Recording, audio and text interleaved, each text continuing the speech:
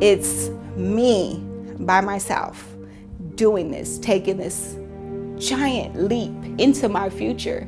Like for the next 30, 40 years, it was a little scary because again, like I said, it was me. I'm doing it like, okay, there's nothing written that says single mothers can't do it. Obviously, I was there, I was signing the paperwork, but there's no one to fall back on, you know what I mean? As a single parent, being mom and dad all at once, being a team mom in every sport you can think of, being a classroom parent.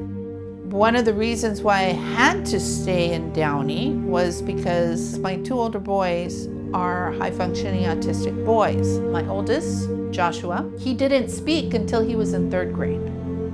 And if you know anything about autism, they don't like change. They will suffer. I had been on my own pretty young since I had my first son, Alex. I had him when I was 16. I was working 2 jobs. My mornings started at 5:30, and they didn't end till 6 or 6:30. Habitat for Humanity came to my life in one of the most dire moments. 2007, 2008, it was creeping up on us. My boss calls me one day and she says, I have some really bad news. I'm gonna have to lay you off. I needed to do something. And one of the things that I was considering doing was separating my family. Sometimes it's out of your control. I was swimming as hard as I could and I was still sinking. And the lifesaver was Habitat. Have a lot of things that go on in life.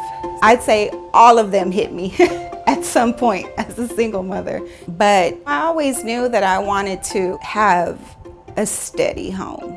I never took my eye off the prize. You know, in the back of my mind, I knew it was something that I was gonna have. Habitat for Humanity doesn't see you as an unemployed single household with 3 kids. You'll never qualify. You know, they see you with these other glasses that are rosy, and they say, hardworking woman, willing to put in the work, we're gonna give her a chance.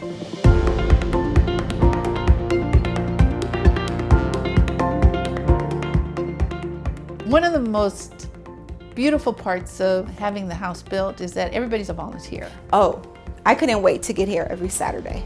We met a lot of people. We've seen people come and go that work through Habitat, that volunteer through Habitat, and you're not gonna get that just typically purchasing a house. Because when you're working in a Habitat project, if you're rich, if you're poor, it doesn't matter where you come from, what religion you're from, nothing. Yeah, it's been a while since the day I met Betty. They were working on a 10 townhouse build in Linwood, and I ended up working on those houses too. When she was over here volunteering, and I remember looking at her and thinking, wow, she's strong. You know, we don't always tell people what we're thinking, and we should be better with that, but especially if it's something positive, and if they've inspired you, we should let them know. But yeah, with Betty's situation, I was like, wow, she's strong. She's a strong woman and a strong mother. What it's giving families is the opportunity to have a safe place, a place where they can grow, a place where they can have happy memories, where they're going to be able to call their own without the uncertainty of not being able to provide for their family. You see a lot of stuff that goes on the news. You know, just me personally knowing friends that had to leave their apartment and thought that they were going to be homeless in the pandemic, family members that have to go on unemployment. It's such a blessing to have this right now. And then the fact that Donovan is doing online schooling, he has his own room. So even now as we're doing this interview, he's upstairs in his room and he's doing his little classes online.